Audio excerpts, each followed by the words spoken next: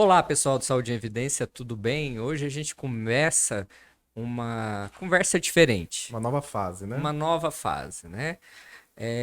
A gente vai falar agora, dia 2 de abril, é dia do autismo. Eu não sei quando esse é o dia de promoção, de Informar sobre o informar tema, sobre o né? autismo. Eu não gosto de falar muito o dia do autismo, né?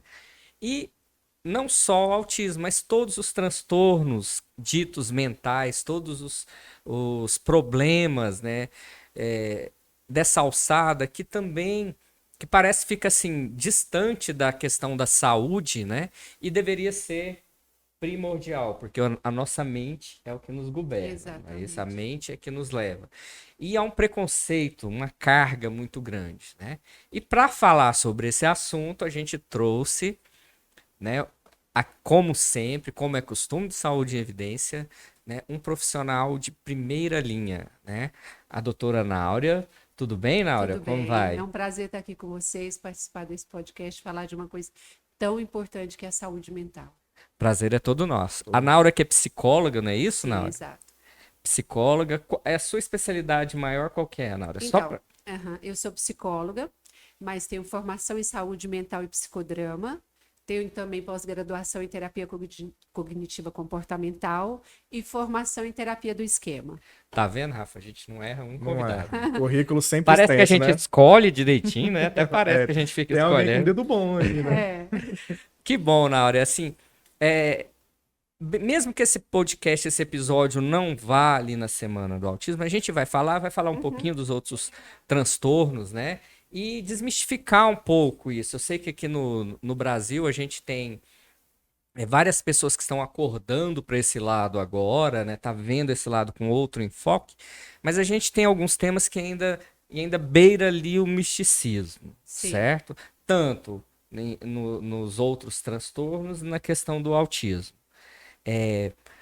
Minha primeira dúvida, né, Rafa? Minha primeira dúvida ali é na questão epidemiológica, se eu posso dizer assim, Uhum. da doença, do transtorno.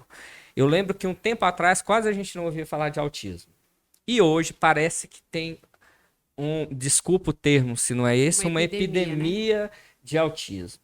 Isso vem de quê? Do diagnóstico, Uhum. realmente, da Sim. melhora do Aprendeu a fazer diagnóstico, o Sim, diagnóstico, né? com ou certeza. Do se tem maior muito conhecimento, é né?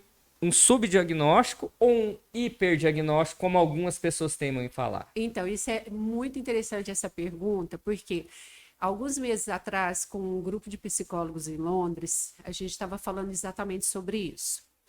Porque está tendo também muito diagnóstico de autismo em crianças que não são autistas, Ah, esqueci né? de falar, né? Nossa convidada de hoje é internacional. Hoje você está em Londres, É, né? eu moro em Londres, né? Morou na Itália há muito Morei tempo. também na Itália e eu atualmente moro em Londres.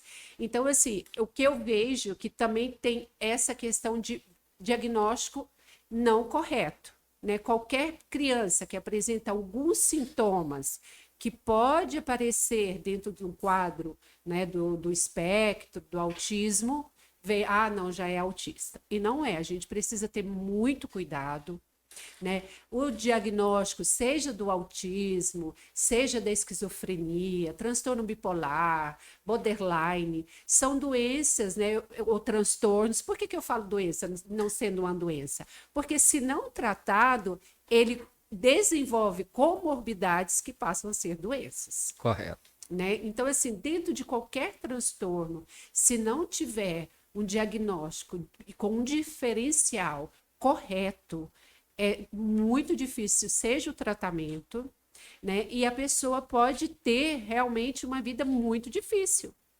Então é importante a gente falar sobre, mas também não exagerar.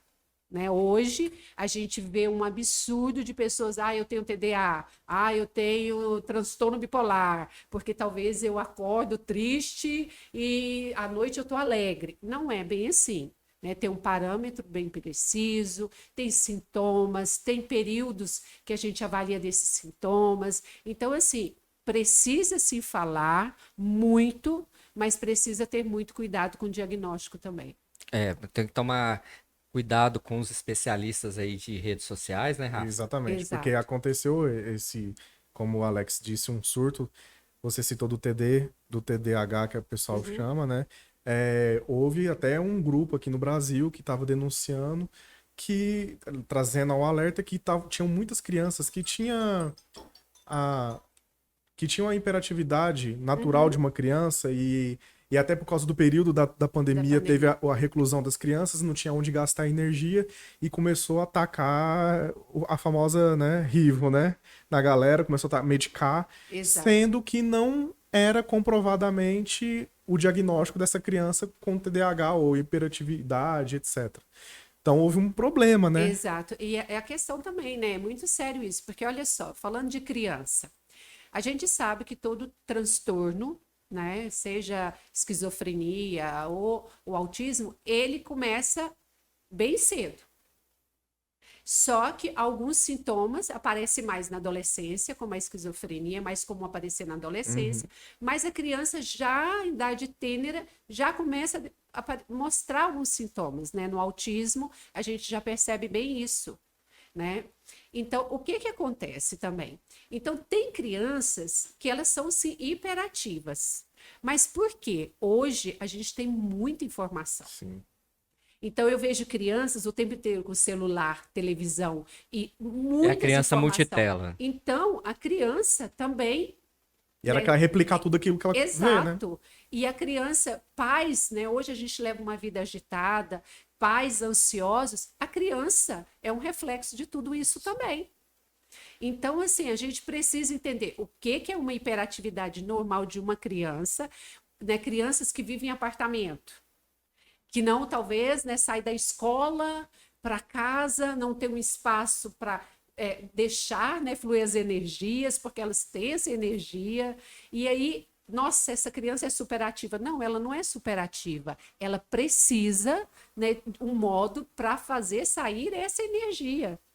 E se essa criança não é estimulada de uma maneira correta, ela vai apresentar alguns sintomas, como a gente vê hoje muita criança ansiosa. Mas isso não quer dizer que ela tem um quadro, um quadro transtorno de um diagnosticado, transtorno. né? Exato. Então a gente precisa tomar muito cuidado com isso. E tem o inverso também, né, Alex? Dos pais que colocam a criança em todas as atividades que Exato. existem, né? Isso também gera ansiedade para a Com criança. certeza. E não só colocar teu filho em toda e qualquer atividade. Além de você ter que fazer toda e qualquer atividade, você tem que ser o melhor. Exato. E ainda gera o distanciamento até com os próprios pais, que ficam o dia inteiro, até a noite fora, né? Exato. Não tem esse relacionamento e cria essa expectativa dos pais nos filhos. Quase um burnout mirim, né? Quase. Ou então, assim, eu não fui, o meu filho tem que ser. Acontece muito, Eu não né? tive, o meu filho tem que ter. Né? Somos duas pessoas diferentes. Né? Talvez eu goste da área da psicologia e meu filho gosta de fazer jardinagem e está tudo bem. Né? Mas não, eu preciso que meu filho faça aquilo talvez que eu faça de maneira melhor, que meu filho estude não sei quantas línguas, que meu filho faça não sei quantos esportes, porque ele precisa ser competitivo, ele precisa conseguir, ele precisa chegar, e isso cria na criança muita ansiedade.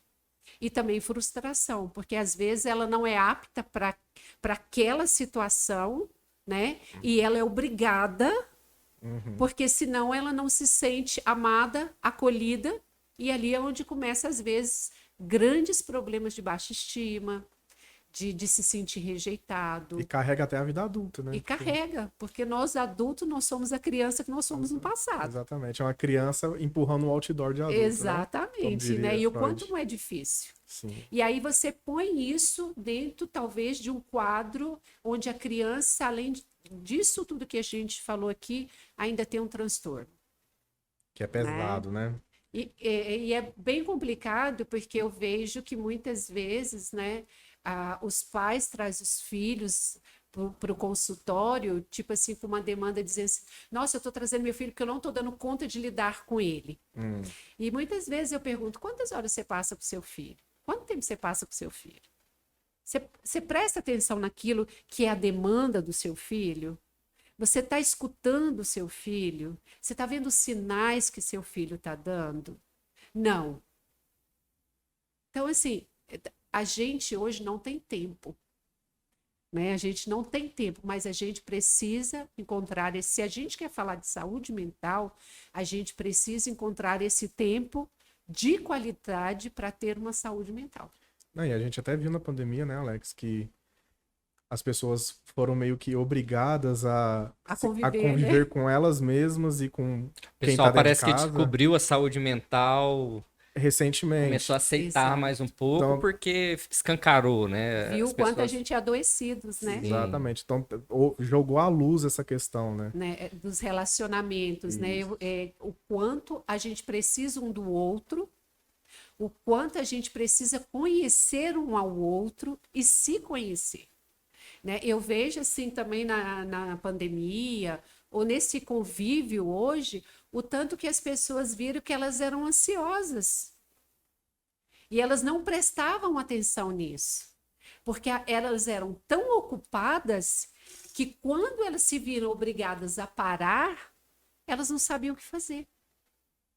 Porque o estar ocupado não fazia tempo de notar o quanto para ela é impossível parar, perceber o que está à sua volta, né? Notar aquilo que tem talvez de bonito ao seu redor, né? Parar para ler, para ouvir, parar para perceber o que está à sua volta.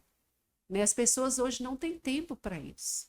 Eu gosto de falar isso, né, principalmente para as pessoas com transtorno de ansiedade, para elas tentar voltar para o aqui e agora. Né? Essa técnica do aqui e agora, você se perceber no aqui e agora, você perceber esse local que nós estamos. Eu tenho certeza que talvez tem pessoas que vêm neste local e saem e não perceberam nem que as paredes são quadriculadas. Eu sou mais ou menos assim. Vou num lugar, quando eu vejo. E É por tanta quê? coisa, né? Tanta. Tanta informação, tanta, né? E isso gera um estresse. Sim. E falando em estresse, falando de mim aqui, acho que, apesar de eu nunca ter visto ele falar isso, mas dizem que o Caetano Veloso falou, né? Que de perto ninguém é normal. Ah, com certeza. Com certeza, todo mundo tem mesmo um probleminha emocional, um transtorno, probleminha não, um transtorno emocional. A diferença é, todos nós, alguma dificuldade nós temos. A questão é quanto isso impacta na minha vida. Então, por exemplo, assim, ansiedade, ok, eu preciso ter. Se eu não tiver nenhum tipo de ansiedade, eu tô morto. Porque é ela que me faz levantar, que me faz trabalhar, que me faz me movimentar. Mas ela não pode ser aquilo que me causa um problema. Então, tudo é dentro de um quadro de normalidade, entre parênteses. Aquilo que começa a me causar desconforto ou trazer problemas na minha afetividade, no meu trabalho, na minha vida social, ali já é um sinal de alerta maior. Mas todos nós temos alguma coisinha ou outra, algum traço, né? algum trauma. Quem nunca teve? Pois é. Né? Quem nunca teve alguma dificuldade? E isso geralmente vem de fora para dentro, né? Às vezes, quem detecta isso geralmente é uma segunda pessoa, né? Uma terceira pessoa que tá vendo ali o nosso comportamento. Ou também Ou a a pessoa pessoa mesmo. se alerta. É a pessoa também, porque ela começa a ver que as relações estão fragilizadas. Talvez pessoa que começa a perder muito trabalho, né? Começa nesse não dá, começa naquele não dá. Ou nas relações, ou vê que não consegue criar vínculos, né? Não consegue restaurar relacionamentos sólidos. Então, ela mesma começa, depois de um tempo, a se questionar. Mas é muito comum também, né, alguém notar e dizer, olha, talvez eu tô te vendo que não tá legal, talvez eu tô vendo que isso não tá muito bom, né? E aí é já um sinal de alerta, e isso é muito bom, né? Principalmente para quem tem filhos, né? Hoje, como a gente está falando do dia do autismo, né? Dia das pessoas com os transtornos, é os pais, né, que deveriam prestar atenção, mas quase sempre chega já numa idade da escola, e a escola Que identifica, que né? identifica. A gente fala muito quando a gente fala em autismo, né? A gente fala muito do espectro autista, né? É, a gente como profissional de saúde, a gente sabe que toda doença tem espectro. Não é só o autismo, né? Então, minha diabetes pode ter um espectro diferente da sua diabetes, minha cardiopatia tem um espectro diferente da sua, né? E nas doenças mentais, né? Todas as doenças são assim. Existe, por exemplo, uma esquizofrenia que tem Branda, espectros, moderada. branda, Tem. moderada, Por isso, assim como o autismo. sim, o autismo, porque tanto que agora no último DSM, né, é exatamente isso, é dentro da categoria do espectro. Por quê? Tem o autismo, tem o Asper. Então, assim, tem o autismo não verbal, tem o verbal, né? Então, assim, ali também tem o autismo severo. Então, por isso, vem dentro da categoria do espectro, não? Porque não tem uma só definição. E também a esquizofrenia. A esquizofrenia tem também hebefrênica, catatônica, né? E tem também o esquizoafetivo. Então, por isso, quando a gente fala em diagnóstico, que não é simples, tu pensa que nos primeiros diagnósticos, né, se falava do autismo e tudo se falava esquizofrenia infantil. Ah, é, Então, assim, não foi sabia. mudando, né, no tempo, porque foi graças à ciência evoluindo, estudando, né, e foi diferenciando um do outro. E isso é muito importante porque dentro até do quadro da esquizofrenia, a gente não pode classificar como uma esquizofrenia clássica, só uma esquizofrenia, porque ele apresenta outros sintomas, né? Por exemplo, o esquizoafetivo, ele tem também o quadro da afetividade, do humor. Então, ele precisa também ter esse diagnóstico preciso até para o tratamento, né? Para medicamentoso fazer surgir um efeito maior, porque ele não tem só um quadro psicótico, ele tem um quadro também de afetividade. Então, por isso a importância de conhecer, né? E quando eu falo também dos pais, a questão assim, voltando à questão da escola, é muito difícil para um pai, e um genitor aceitar, entre parênteses, que um filho é atípico, que um filho tem algum tipo de problema. É sempre, não, É não é perfeito, né? verdade. Você sabe, tem Tem sempre a fase da aquela aceitação. resistência. E isso é porque parte de um preconceito, parte de uma dificuldade de aceitação, do Medo, né? julgamento, né, de como meu filho vai É, sofrer bullying, de como vai ser. Só que isso atrasa o tratamento, né, retarda um tratamento. E a gente sabe, um tratamento precoce, obviamente, é muito mais fácil, né, ter um prognóstico melhor. Então, assim, é por isso é importante falar, gente, saúde mental, transtorno mental, a gente precisa acabar com esse estigma, o preconceito. Precisa, é urgência, porque hoje tem uma demanda muito grande. Então, assim, é algo que não se pode mais esconder, né? Quando a gente pensa, né, muito tempo atrás, eu falo de uns 50 anos atrás, 40 anos atrás, as pessoas escondiam os filhos, né? Porque tinha algum tipo de problema.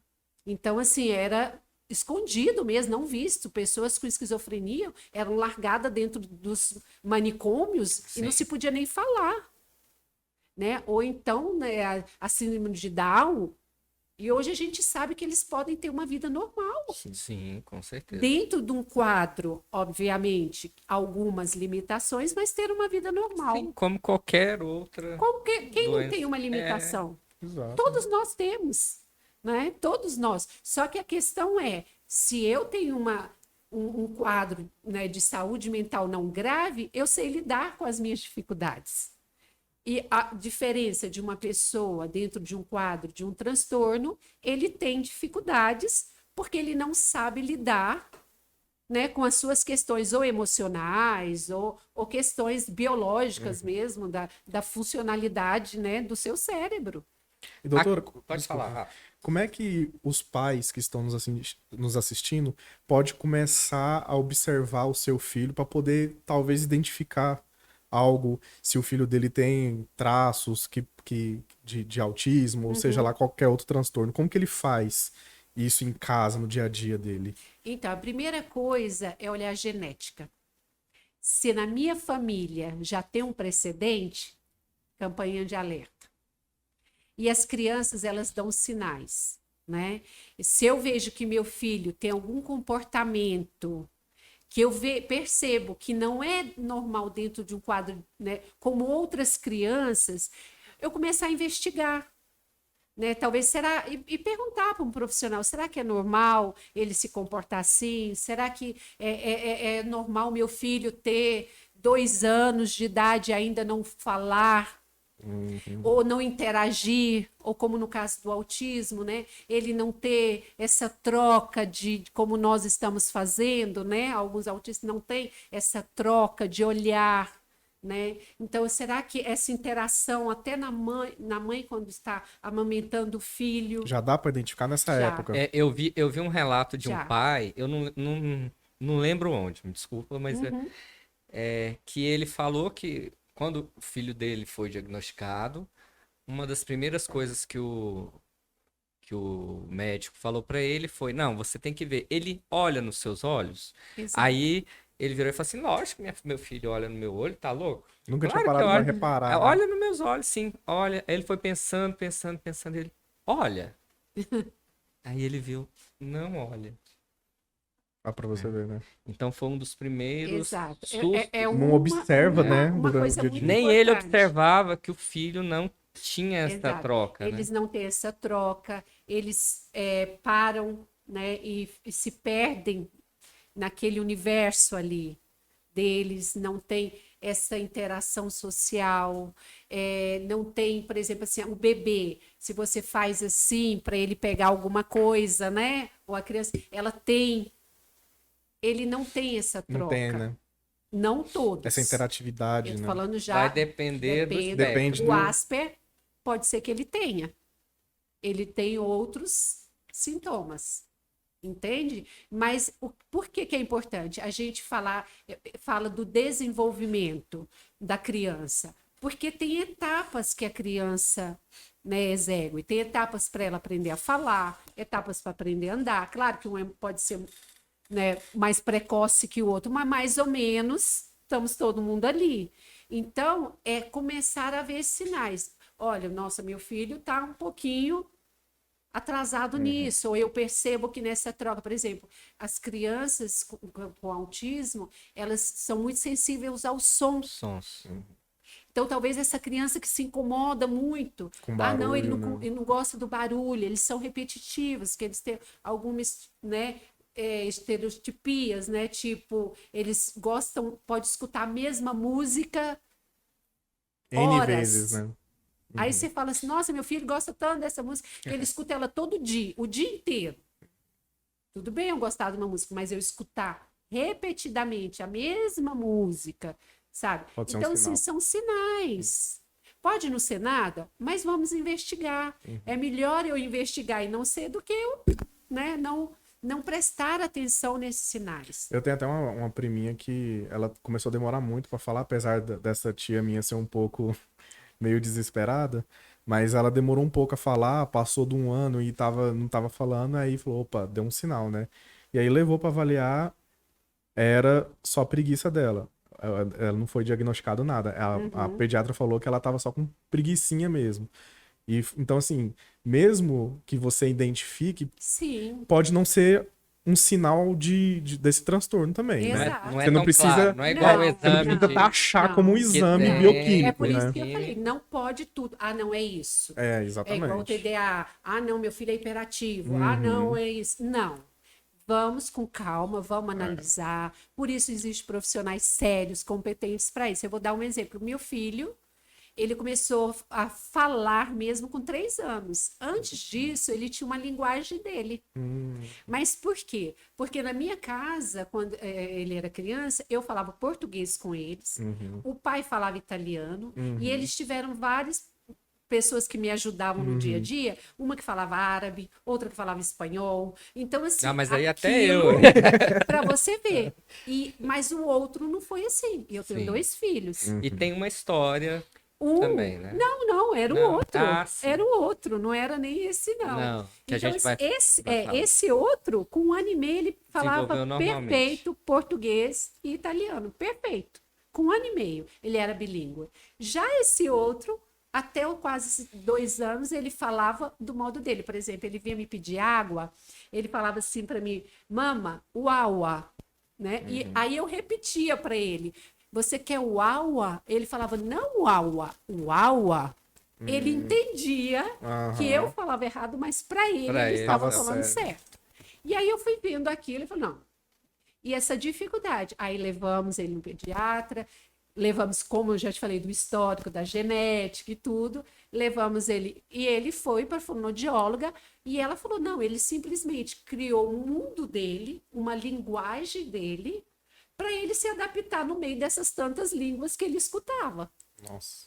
Né? Então ela falou, então por um tempo, vamos falar com ele só, ou vocês decidem em casa, italiano ou português, para que ele, devagarzinho, começa a assimilar a língua, começa de novo. E ele foi, e depois foi tranquilo. Mas por eu ter já um histórico, uma genética, né, que a gente sabe, que na nossa família tem uma genética, uma predisposição para algum tipo de transtorno, falei, é melhor a gente investigar. Né? E dele foi tudo bem. O outro que a gente não investigou era o outro que tinha alguma coisa, mas não apresentava sinais até então.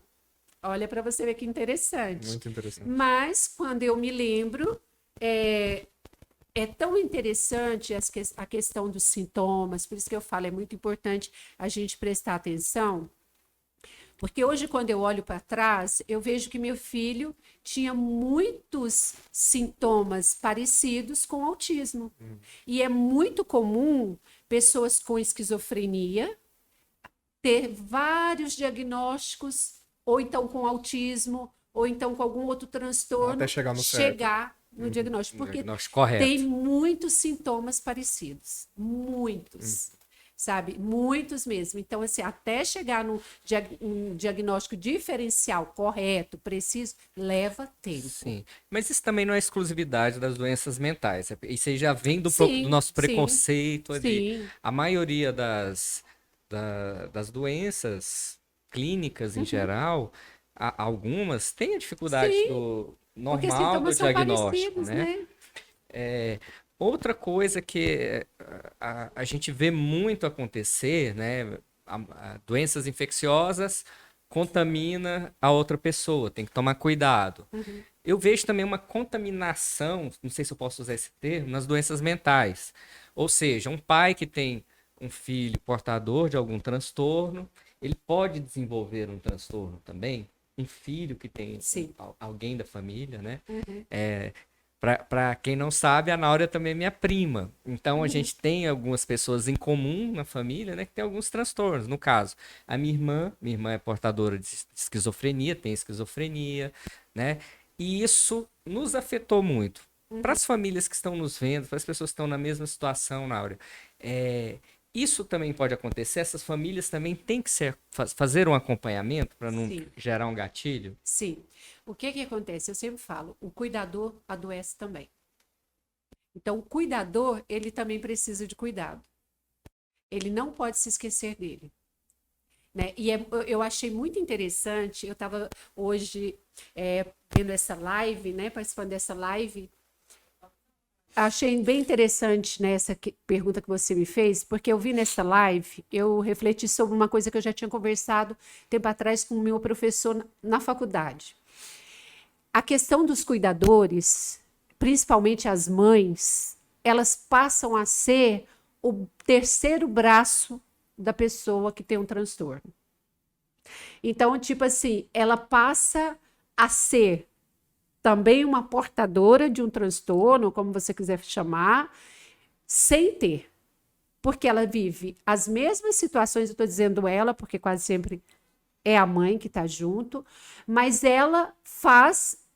eles fazem ela como o terceiro braço. Então, tudo que eles não conseguem fazer, quem faz é essa pessoa. Então, é uma carga muito grande. E tem várias questões envolvidas. Tem a culpa, tem o luto, tem a não Você aceitação, pode falar isso né? usando um termo Com propriedade, moderno, né? propriedade eu acho até melhor do que o tal famigerado lugar de fala. Sim, Mas você tem, porque sim, você tem o seu filho, né? sim, o meu filho é esquizoafetivo. Ele foi diagnosticado com 18 anos. Primeiro transtorno de personalidade, por isso que eu te falei, passei por vários. E você optou pela psicologia por causa disso? Também, também. Eu gosto muito de jornalismo, aí fiquei na dúvida, jornalismo, psicologia, né? E aí decidi depois a psicologia. Então, por quê? Porque eu gosto de pessoas, eu gosto de entender o que acontece. E a psicologia me ajudou também nisso. Uma das coisas, se eu posso dar um conselho, eu não gosto dessa coisa de dar conselho, porque cada um vive a sua dor, a sua, né, o seu luto, aquilo que é da sua maneira e aquilo que dá conta. Eu não tive um luto quando eu soube do diagnóstico do meu filho. Eu tentei pensar o que eu poderia fazer para ajudá-lo e sair daquela situação. Eu não queria aquela situação. Então, assim, acho que o prognóstico do meu filho é muito bom e também das pessoas que eu ajudei depois, né? Eu tenho histórias, relatos de pessoas que eu ajudei nesse período, que mesmo tendo esquizofrenia, faz faculdade, faz esporte, pessoas que trabalham. Por quê? Porque eu não quero enxergar a pessoa como um diagnóstico. Perfeito. Para mim, meu filho, ele é uma pessoa e a esquizofrenia faz parte da vida dele, mas não é ele. Então, quando a gente começa, é por isso quando a gente, num discurso que a gente estava tendo antes em off, era exatamente sobre isso. Porque se eu começo a botar cada pessoa dentro de uma caixinha, você tem esquizofrenia, você está aqui. Você tem isso, você está ali. Você está isso. Eu vou começar a excluir, em vez de incluir. Eu acredito que todos nós precisamos ter direitos, todos nós temos deveres também, todos nós precisamos ter oportunidade. Se a gente falar de inclusão, como hoje se fala tanto de inclusão, as pessoas com transtorno, elas não têm nenhum tipo de inclusão. E deveriam, né? Para trabalhar. E isso tiraria até um peso, aqui talvez menos no Brasil, até um peso que tem no Estado. Porque, por exemplo, países como a Suíça, países como Londres, que o governo realmente dá um suporte para essas pessoas, mas eles também tentam inserir essas pessoas no trabalho, tentam fazer essas pessoas continuarem a estudar, dentro da possibilidade de cada um. Equidade, né? Exato. Entende? Então, quando a gente hoje fala de inclusão, de qualquer categoria que seja, então vamos incluir também pessoas assim, que têm algum tipo de transtorno. Porque, por exemplo, vamos falar do diagnóstico de esquizofrenia. Ele não fica num estado psicótico 24 horas. Ele tem os períodos de crise, ele tem os períodos que ele tem mais dificuldade, e isso eu estou falando quando não está já estabilizado, quando não está bem medicado, que pode conseguir ter uma vida bem, entre aspas, normal. Mas se ele tem uma carga de horário de trabalho reduzida, se ele tem um trabalho que não gera tanto estresse, né, para o tipo de funcionamento cerebral dele. Então, tudo isso vai facilitar, seja a vida para quem é o portador do transtorno, seja também para os familiares, porque essa carga fica para a família. Né? Então, assim, vamos incluir todo mundo. Você falou que ele é psicoafetivo, né? Ele é esquizoafetivo. Esquizoafetivo. Qual que é a diferença? A crise? Eu quero saber, assim, quando, por exemplo, dá uma crise, qual é a característica da crise? O que acontece? Então, meu filho... E a diferença também. E a diferença. Esquizoafetivo, esquizofrenia paranoide.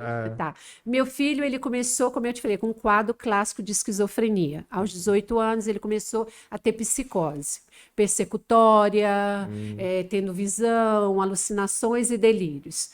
Depois ele foi diminuindo isso, porque ele começou a se tratar, então os antipsicóticos começou a fazer efeito e tudo, e a gente começou a ver que o quadro do meu filho era mais relativo ao humor, à afetividade.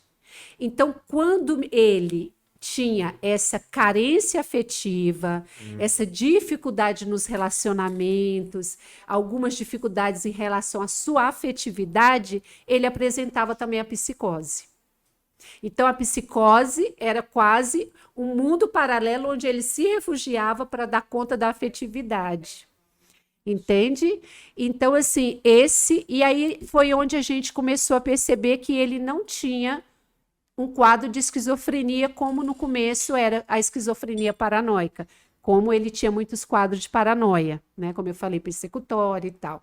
E a gente foi entendendo que o quadro dele era também um quadro de afetividade. Então, foi ali onde teve o diagnóstico diferencial e ele entrou também com estabilizador de humor para tratar a questão também do humor, da afetividade. Né? Que eram os gatilhos dele. Né? E aí, meu filho, por exemplo, é mais de 8 anos que ele não tem nenhum tipo de crise. Ah, legal. Entende? Então, é por isso que eu te Tratando falo. certinho. Exato, mas ele também não deixa de ir ao psiquiatra, ele toma medicação do modo correto, ele faz também terapia, ele, por exemplo, igual eu estava falando antes, ele vai na nutricionista, ele vai no nutrólogo. Por isso que é um tratamento multidisciplinar. Por isso que eu não gosto de colocar ninguém dentro de um diagnóstico, pegar um DSM e dizer, você tem isso. Porque cada um de nós é um indivíduo. Então, eu acredito mais em um diagnóstico, sim, preciso, mas que você vai em um profissional que olha e diz, você precisa mais disso do que disso, o seu caso, você precisa desse tipo de tratamento, desse tipo de acompanhamento, porque cada um de nós carrega uma história. Sim, cada um né? vem de uma cultura, teve uma criação. Exato. Né? E a história do meu filho é diferente de um outro que também é portador do mesmo transtorno. Né? Então, histórias diferentes, momentos de vida diferentes, situações diferentes, mas o que tem em comum, que eu disse antes, que eu creio que é um dos fatores mais importantes, é a gente olhar a nossa genética. Né? E na nossa família, é uma família que tem vários, né? Tem vários portadores de algum tipo de transtorno. Sim. Naura, a gente falou de equidade aqui, eu falei, né?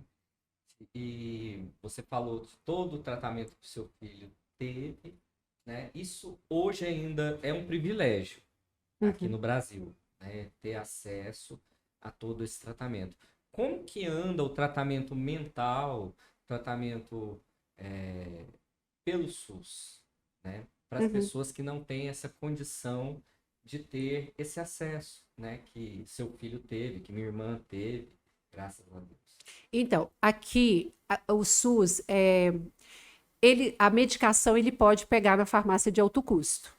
Claro que ele hoje tem as medicações tipo as injetáveis, que tem um valor mais alto, e o SUS ainda não passa. Mas se a pessoa não suporta os outros antipsicóticos, ela pode entrar assim no Ministério Público e às vezes conseguir até medicação injetáveis, que a gente fala as medicações de última geração, né? Mas fora isso, aqui principalmente em Goiânia, nunca faltou medicação na farmácia de alto custo. Mesmo no período da pandemia que São Paulo faltou, outros estados faltaram, sabe? A questão que eu vejo mais difícil aqui, para quem não tem condição de pagar um psiquiatra particular ou ter também um psicólogo e tudo, é a questão dos CAPs. Porque nos CAPs, eu vou te falar uma realidade, eu já vi educador físico atendendo nos CAPs, passando por psiquiatra. Nossa Senhora. Isso é muito sério. Isso é muito sério. Eu já vi. Não é que aqui em Goiás. Não é que me contaram. Vixe, denúncia. Né? Diz que denúncia. Isso muito tempo atrás, mas aconteceu. Sim, não agora. Não agora. Estou te falando tempo atrás. Graças a Deus. Eu não sei. Eu não sei agora, mas tempo atrás já aconteceu. Certo. Tá? Porque não tinha, então ele estava ali, estava atendendo. Então, assim, a questão também da rotatividade. Por exemplo, o meu filho é 8 anos que ele tem o mesmo psiquiatra. Por quê? Porque eu creio que é muito importante o médico conhecer seu paciente, principalmente dentro desses quadros. Então, o psiquiatra do meu filho conhece todo o histórico do meu filho. Ele conhece os momentos que meu filho pode ou não ter uma crise. Ele conhece os momentos onde meu filho teve mais dificuldade. E é ali que ele começou a trabalhar toda essa questão medicamentosa, né, interagindo de uma maneira correta para evitar possíveis crises. E a questão dos CAPs, para quem não tem essa condição, sabe, talvez a cada mês muda psiquiatra, muda psicólogo, ou às vezes nem tem. Então, a questão da saúde mental é precária nesse sentido. Tem que ter uma continuidade, né? Absoluta. Resumindo, Não tem como. precisa melhorar. Isso a gente Precisa. está em Goiânia, mas ao nível Nacional. nacional. Precisa. E eu vou dizer, no Brasil tem excelentes psiquiatras. Agora mesmo, eu vou até fazer uma publicidade. Não estou Por dentro. favor. Meu Profissionais, filho, grandes meu filho não profissionais têm que está. ter mesmo. Mas existe uma pesquisa hoje no Brasil de um grupo agora eu não me lembro qual Universidade de São Paulo, qual delas, porque eles me procuraram para ver se meu filho podia entrar dentro dessa pesquisa. Chama Pumas.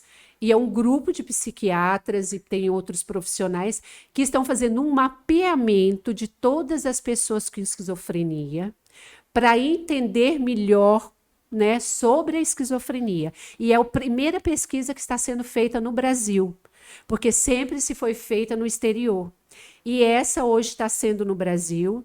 Tem algumas exclusões, por exemplo, meu filho não entrava pelo tipo de medicação que ele toma clozapina. Então, ela não pode, essas pessoas que estão dentro desse grupo de pesquisa não podem tomar clozapina. Então, ele não entrava dentro desse grupo. Mas é uma pesquisa muito séria, muito importante e vai ajudar muito a descobrir, né, mais sobre a esquizofrenia. Então, até para as pessoas que estão escutando, né, que têm portadores de esquizofrenia dentro na família, pode procurar, chama Pumas. Pumas, né, essa pesquisa.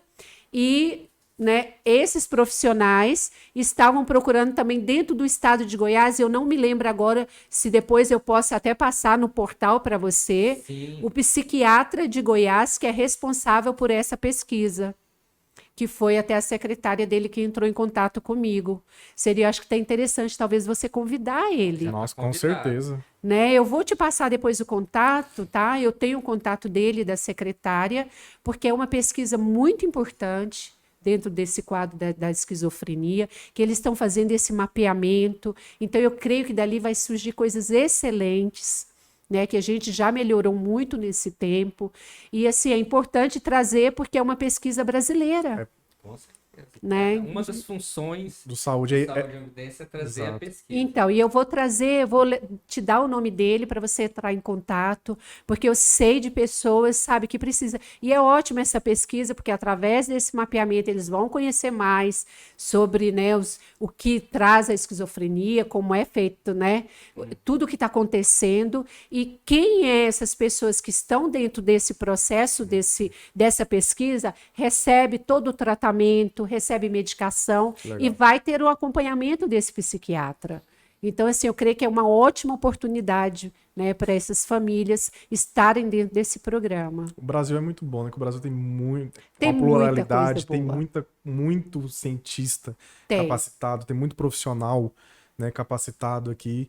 E se apoiar mais, vai Exato. surgir muita coisa boa, né? Tem muita coisa boa. Olha, eu vou falar para vocês. Meu filho começou a se tratar na Itália, né? E é o país que teve, né?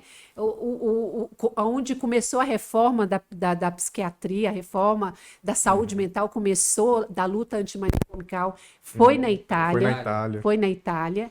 E eu comecei o tratamento do meu filho na Itália, porque a gente vivia ali, ele nasceu ali, mas eu decidi depois trazer ele para o Brasil, tratar no Brasil, e meu filho são 8 anos que trata aqui. Então, assim, porque eu confio nos profissionais brasileiros, eu confio na medicina aqui, eu confio nos médicos aqui, eu confio nos especialistas aqui, porque são excelentes. Nós somos referência em muita coisa já. Muita coisa, e a gente precisa falar e divulgar. Eu vivo em Londres, mas meu filho trata aqui. Perfeito. Entende? E a visão da doença mental? Aqui no Brasil a gente já colocou que ainda Uhum. tem uma carga. Lá fora é diferente? O pessoal já encara os transtornos mentais de outra forma ou não?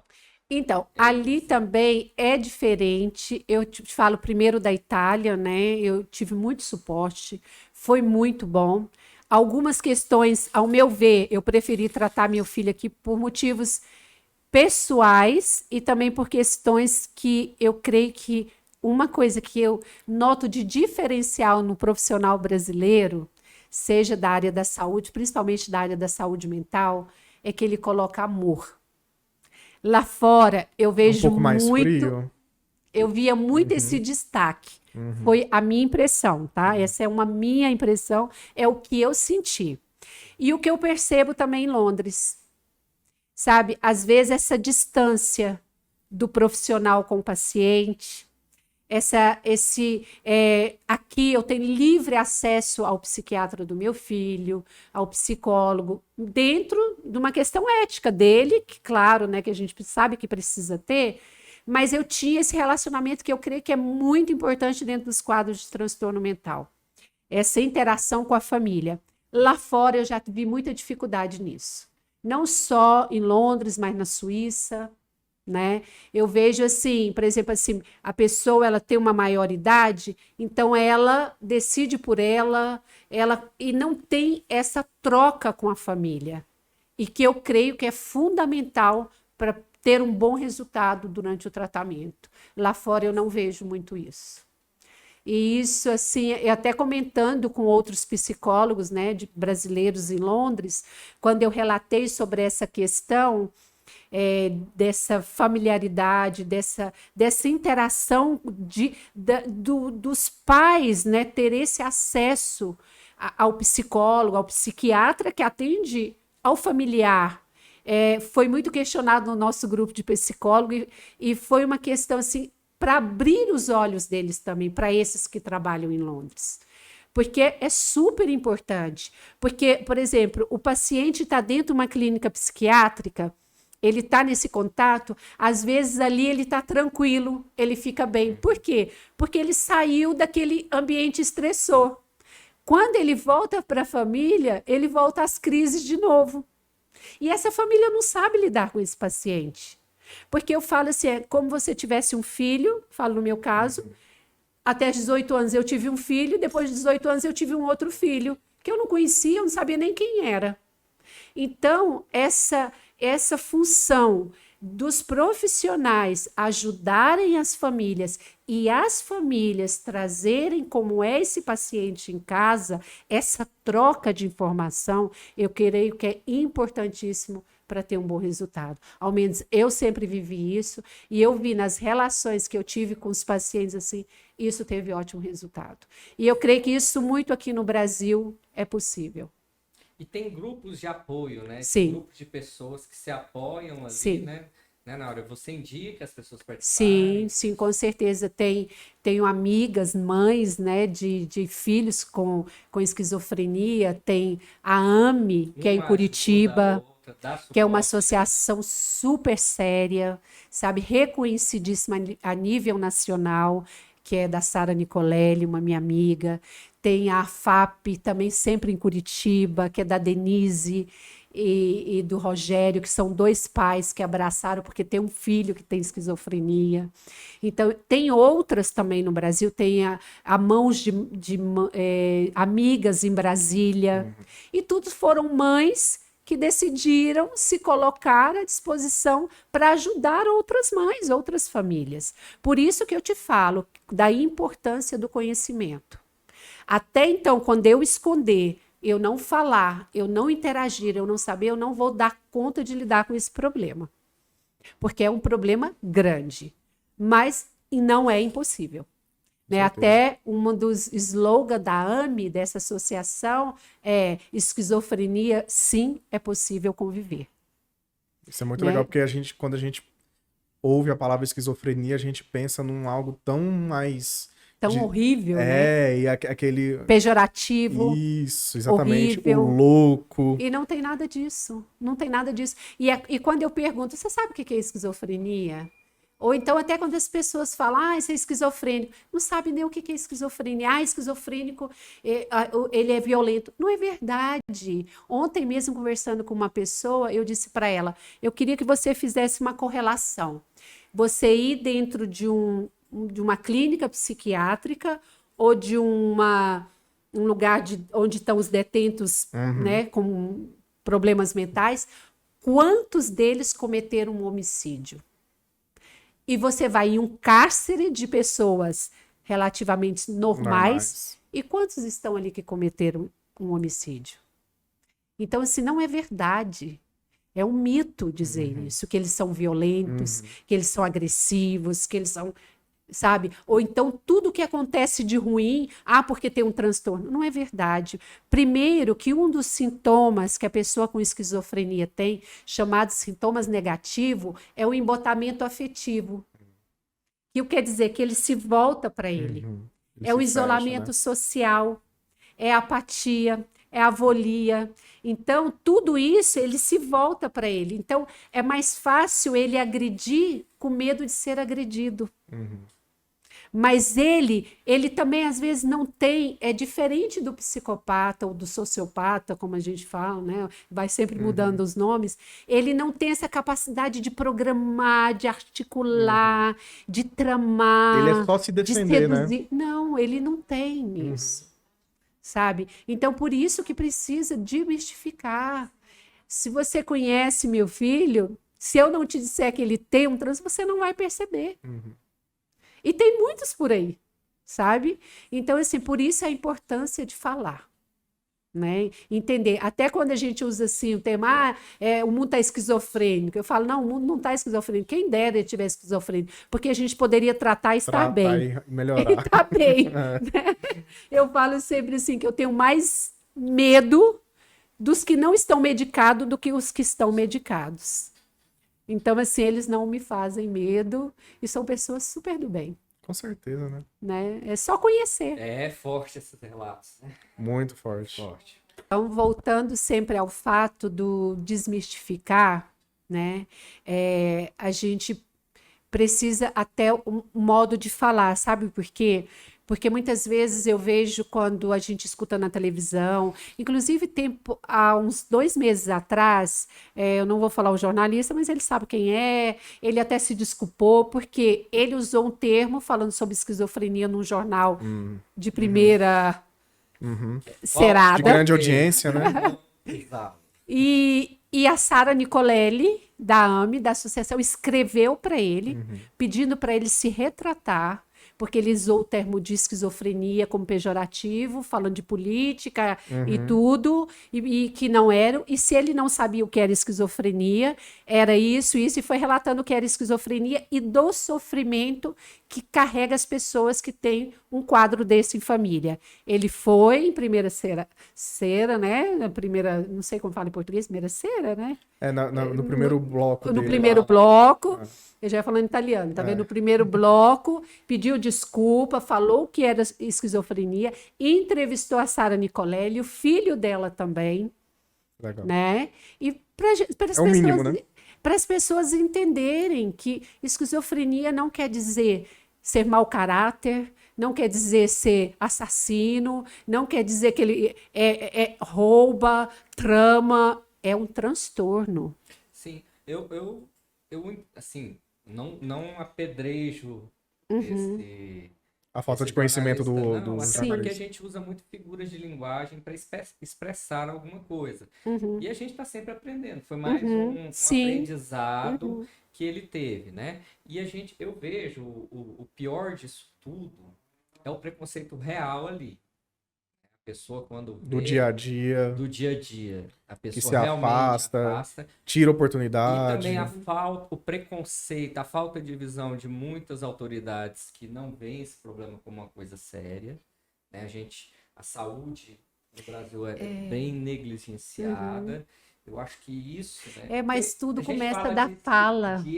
Concordo plenamente. Porque Mas olha só. Ele aprendeu a falar. Não, eu dei o exemplo dele, mas só para dizer o quanto a fala é importante. Porque muitas vezes outros a gente usa muito de repetição, principalmente os jovens, né? Sim. Aí, se eu já não educo, é muito comum, e eu já vi outros falar assim, quando vê uma pessoa, talvez num quadro psicótico, ou né, que está com alucinações, fala, mas tanto é um esquizofrênico. Entende? Como se isso fosse permitido usar esse termo, ou dizer que tanto ele pode viver daquele jeito. Né? Muitos andarilhos, muitas pessoas têm transtorno. E talvez tratado, talvez não, eles não estariam naquela condição. Mas muitos se acham no direito de dizer, mas tanto ele é louco. E assim... Entende? Então, se a gente já precisa começar a mudar a fala para que mude o comportamento. Sim. É nesse sentido, entende? Sim, não, a palavra que você usou para mim, a palavra-chave importante é educar.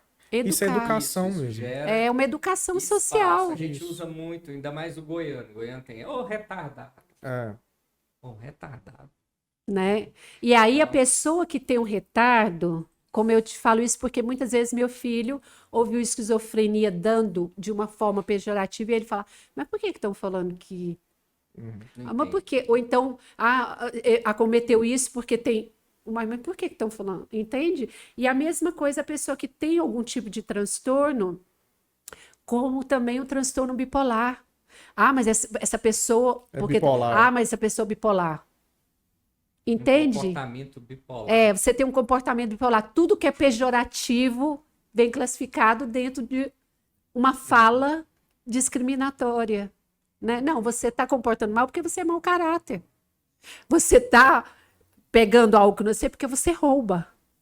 Você está fazendo algo porque você é uma pessoa que não é idônea. Não classificando por um transtorno. Sim. Porque se eu usar outros termos como hoje, a gente vê, você não pode nem usar. Deus o livre. Mas por que pode usar para dentro de um quadro, de uma doença, de algo que a pessoa não escolheu ser, de algo que a pessoa não decidiu ter, e de algo que ela foi acometida e que causa muito sofrimento? Muitos anos, sabe, uma pessoa com transtorno, ele leva, às vezes, para se estabilizar e conseguir ter uma vida normal. Então, pensa quantos anos ele perde da sua vida. Então, a gente tem que pensar nisso. Quando eu falo de educação, quando eu falo de inclusão, quando eu falo de não guetizar, eu falo para todos. Por isso que eu não gosto de separar grupos. Você é isso, você é aquilo. Não. Eu quero incluir, eu não quero separar.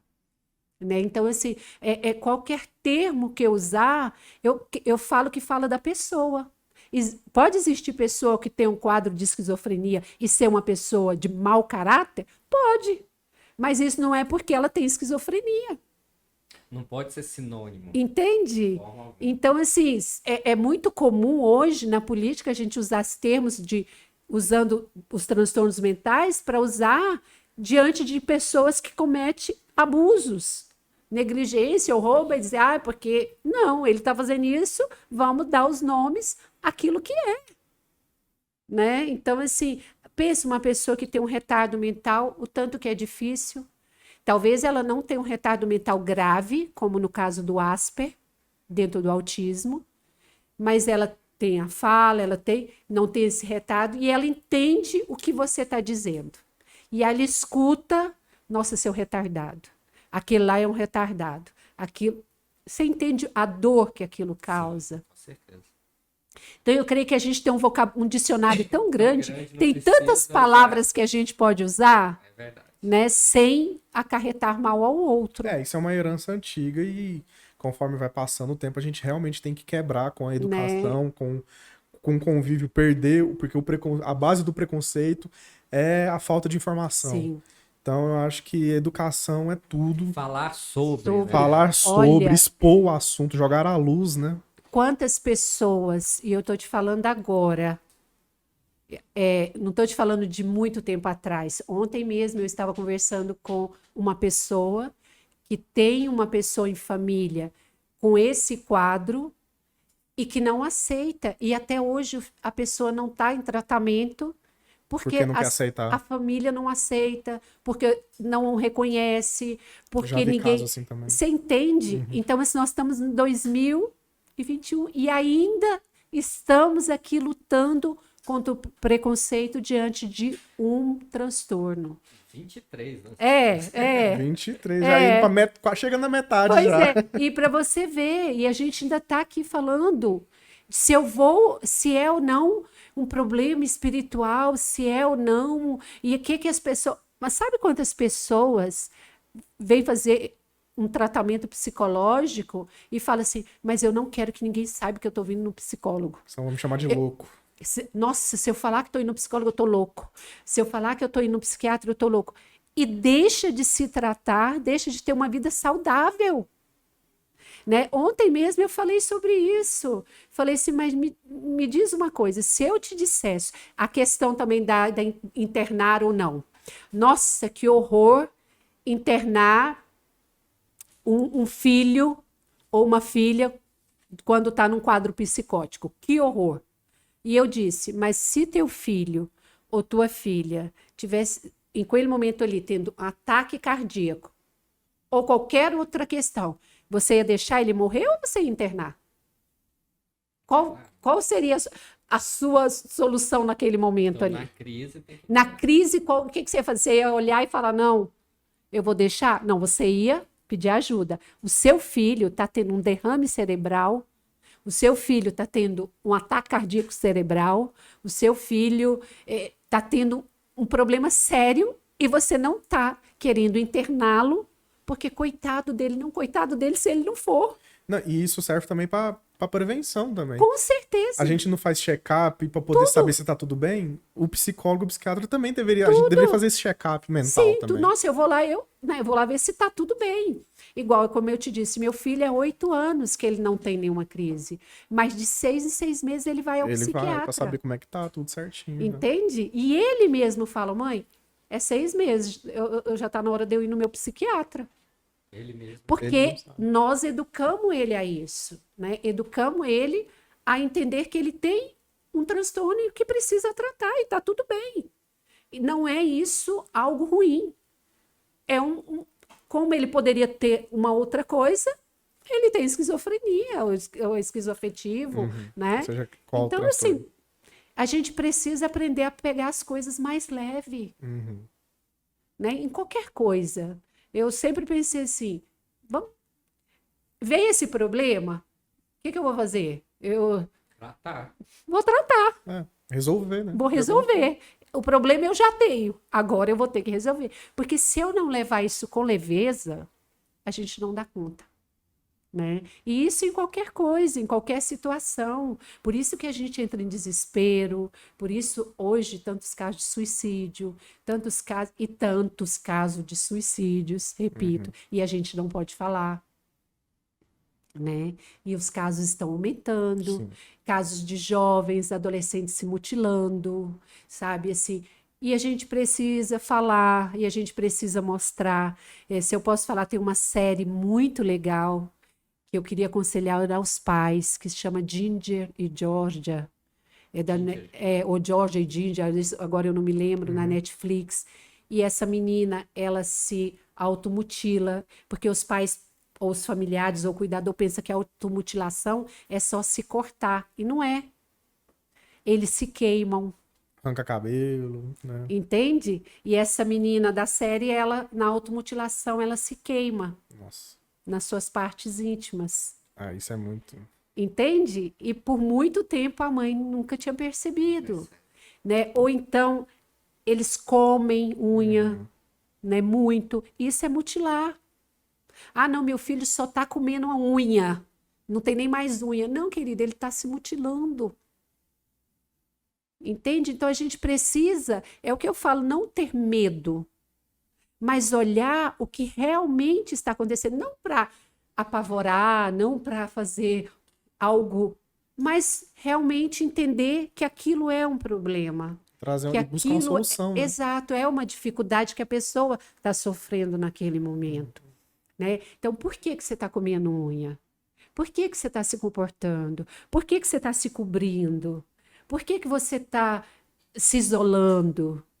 Porque eu me isolar 2, 3 dias, um final de semana, mas eu querer me isolar o mês inteiro, Mais uma vez, volta para aquela né? história, né, que eu contei no início, de um pai que se assustou Sim. quando ele descobriu que o filho tinha autismo, porque ele não olhava no olho, né? Uhum. Os pais têm que olhar nos olhos dos filhos, Sim. não importa a idade. Né? Sim, Então, e não ter acho medo. que falta muito isso. Às vezes a pessoa não tem aquele tempo de parar, olhar nos olhos dos seus filhos e ver o que está acontecendo. Sim. Não é isso? Com certeza. Graças a Deus, comigo não foi assim.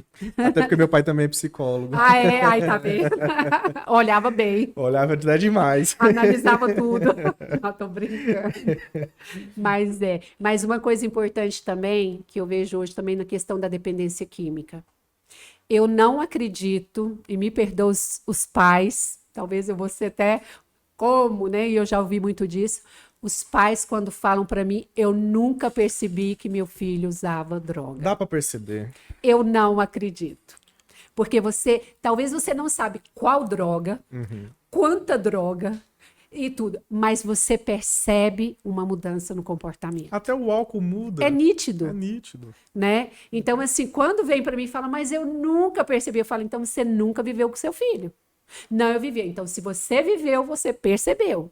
Só que você não queria ver. E tá tudo bem. Não precisa, sabe? Não é carregar uma culpa. Sim. Sabe? Porque eu também acredito muito nisso. Eu odeio culpa. Ninguém tem culpa de nada. Sabe? Ah, eu tenho culpa. Não. Você fez só aquilo que você deu conta, aquilo que você conseguia, aquilo que você soube fazer, mas você percebeu e tá tudo bem. Sabe? Não dava para enfrentar, não dava. Porque carregar a culpa também é muito ruim, porque depois você fica, nossa, eu via, eu percebia e eu não fiz nada, né? Não, você viu, você percebeu, só que você não deu conta e tá tudo bem. A gente precisa ser mais leves. Concordo, plenamente. Não é fácil. Não, mas a gente aprende. O ser humano é o ser mais adaptável que tem, né? Sim, Então, eu sou de acordíssimo com isso, muito de acordo. A gente realmente, porque se eu estou me adaptando em Londres, qualquer um. não, a gente tem tanta camada, tanta nuance, né? Sim. Você vai pra Jung, ele descreve aquele tanto de coisa da personalidade. Você vai pra Moreno, você vai pra... Todos eles é aquela camada extensa. Como é que a gente não vai conseguir adaptar? Sim. A gente tem muitas camadas. E a gente é lindo por isso, Sim, né? exatamente. E ser diferente, ser cada um de um jeito, e entender e respeitar. Por isso que eu falo, quando fala da esquizofrenia, quando fala desse tipo de transtorno, ele tem o jeito dele de ser. E é o tipo dele, Sim. né? E muitos não querem sair daquele lugar, porque eles estão bem ali. Eu trabalhei com um grupo chamado Ouvidores de Vozes, de pessoas que escutam vozes, né? E muitos falam, eu gosto de escutar minhas vozes. Eu estou bem assim.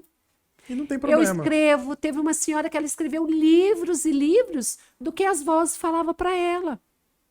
E ela tinha uma vida normal. Só que ela escuta vozes, né? Teve outros com outras... que tem esse movimento que nasceu na Inglaterra, em Manchester, agora eu não me lembro o nome dele, que criou esse grupo Ouvidores de Vozes, porque o irmão ouvia vozes, hoje tem no mundo inteiro.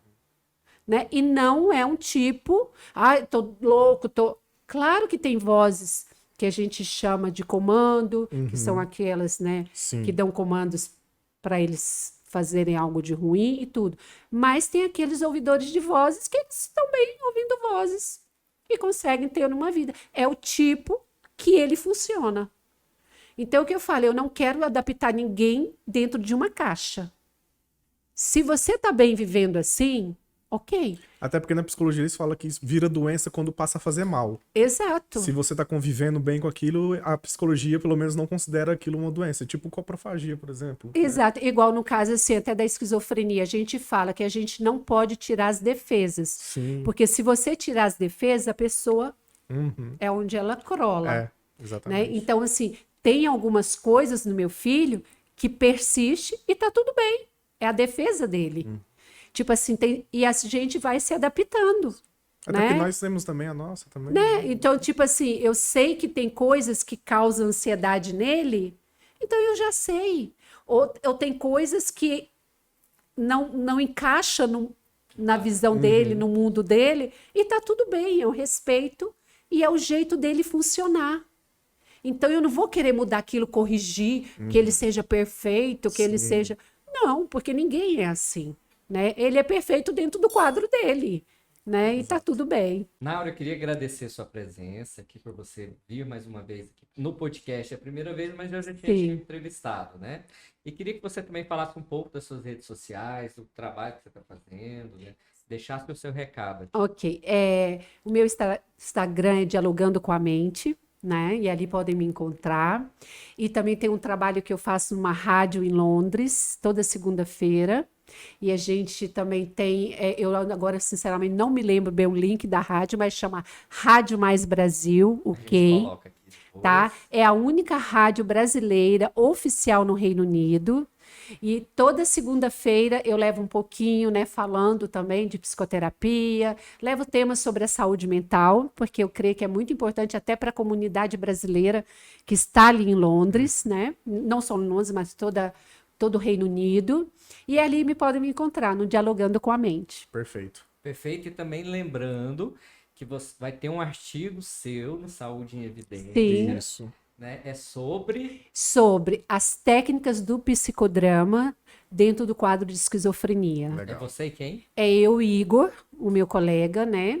E a gente usou, ali fala das técnicas que pode ser usado no psicodrama para tratar as pessoas com esquizofrenia. Porque olha que interessante, a primeira pessoa com esquizofrenia a ser tratada foi dentro do psicodrama. Que legal. Maravilha. Moreno, né? Moreno. Grande, eu sou Grande. fã. Sou fã de Pessoal, Moreno. queria agradecer a presença de vocês, agradecer também os nossos patrocinadores, tá? Laboratório Montes Belos, Laboratório Exame. Exato. E te agradecer também, Rafa, por estar junto aqui nessa Sim, empreitada. foi ótimo. Com certeza. Da próxima vez nós vamos estar de estúdio novo, tá, pessoal? Já vou estar com o E estúdio novo. aguardo todo mundo lá no Saúde em Evidência. Seguindo as nossas redes sociais, como é Não que deixa de dar like, compartilhar, se inscrever nos canais do Saúde e Evidência. É só colocar Saúde e Evidência no YouTube, TikTok e Instagram que você vai encontrar a gente.